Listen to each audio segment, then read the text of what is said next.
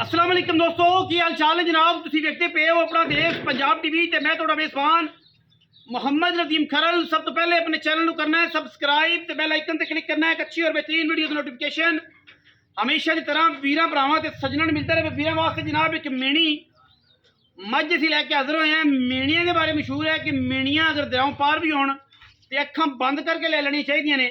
और अज इंशाल्लाह जी मेणी है पूरी 20 सरी मझ है, रजी हुई मझ है, सुआ दूजा या तीसरा ओदी नज़र नाल आधी नज़र नाल सलना वेखना। कैमरामैन दर्शन कराओ, हाजरा माई दी जनाब दर्शन कराओ, माई दी जनाब लुक विखाओ।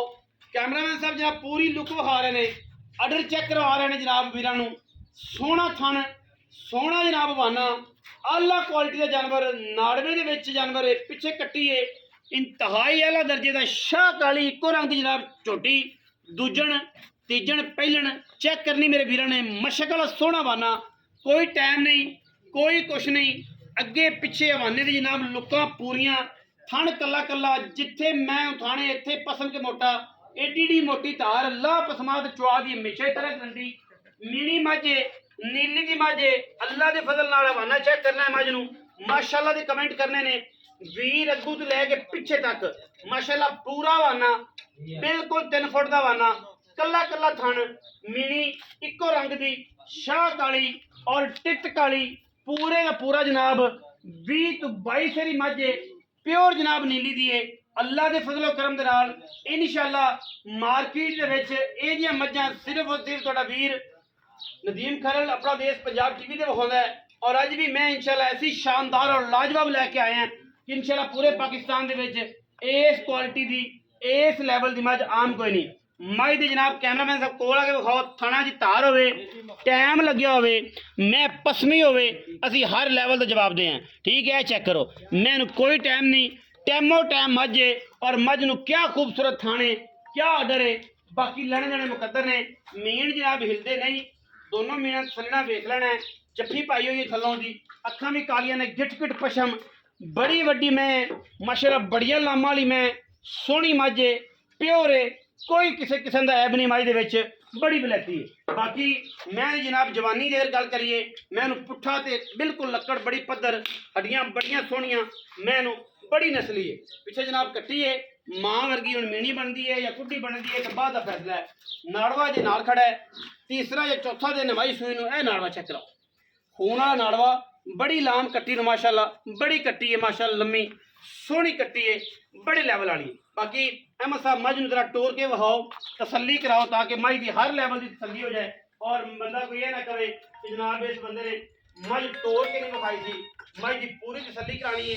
कैमरे की निगाह कैमरा में से पिछे होकर मझ नूं पूरा विखाना है, पूरे लैवल ते विखाना है, और इंशाअल्लाह कोई कमी ना रहे। पूरी 20 सरी मैं देखो अडर बड़े ने, टाइम नहीं लग्या हुआ, मैं बार बार दसी, अगर टाइम हो दसी जाए कि भाई टाइम लग्या है, मैं बिल्कुल टाइम कोई नहीं, टाइम टू टाइम मैं। और इंशाअल्लाह मैं देखो अडर जड़े ने पूरी मशक है। इस टाइम जो चुआई दुध है 15-16 किलो है। ठीक है, लोगों तरह 5 किलो आखिए, 50 किलो आखिए, 60 आखिए, ये आखिए जनाब 25 किलो है, झूठ है। सजरी सुई मैं कोई 14-15 कट्टियां दुध है इस वेले, बरीक मैं नस्ली मैं पूरी है। मैं प्योर चेक करनी, उसने चेक करना, तो इश्क चेक करना है, मैं बच्चे के नाल इश्क चेक करना, लामा चेक करनी है मझ दियाँ। मझ का बच्चा है इंशाअल्लाह बिल्कुल बलैती जानवर है, कोई भी चैब नहीं। मजीद सारिया गल्लां आप मालिक नाल करनियां ने, मालिक नूं पुछ लेने ये की मोल माल करता है। अहमद साहब आओ, हाँ जी अज बॉस नहीं आएगा, तू ही आ जा, ये लाई फिरना सारा संग में तेल ला देगा। की हाल चाल जी? शुक्र है आपका भाई, ठीक है अहमद? हाँ जी शुक्र है। सुबह मैं भाई ये भाजी दूजा सुबह, तीसरा तो नहीं यार? नहीं भाजी दूजा वा, घर दी आ। अच्छा हाँ जी, चोई पीती है? हाँ जी भाई रियाज दे घर दी है ना, अपनी। अच्छा हाँ जी, घरे चोई पीती है भाई, रियाज व्यापार दी नहीं? हाँ जी। अच्छा दूजे ने जी वेख के तुसीं अपनी तसल्ली नाल ले लैनी। छट्टा फारा वो नहीं है माशाअल्लाह, साफ सोने रंगी। हाँ जी, थन जिद्दां ऑर्डर छुआ चोंदा तू ही है ना, चोरी चोंदा ही नहीं भाजी, उत्थे ही फलांदी थन माशाअल्लाह। अच्छा तो तू ही चोना, किनियां तारां तो पक्कियां, तू आदी कबर च वड़ना ही, वो दसी जेहड़ियां पक्कियां ने भाई, आप अपनी कबर च वड़ना किहड़ा चोरियां दी वड़ना। हाँ ठीक है, इस टाइम मेरे को 14 तो 15 किलो दुध हैगा, इस सूई नूं तीसरा दिन हो गया, 3 दिन हो गए ने। हाँ जी, ते 14 तो 15 लीटर दुध आ जी मेणी दे कोल। हाँ जी, ते आंदे ने दूजे ने घर दी है भाई रियाज दी। ते पैसे किन्ने ने? पैसे भाई इहदा 9,40,000। 9,40,000? हाँ जी। ये डिमांड करते पे जी? हाँ जी, बेचने वाली? हाँ जी, अल्लाह करेगा विक जाएगी। 9,40,000 रुपया डिमांड यदि करते हैं।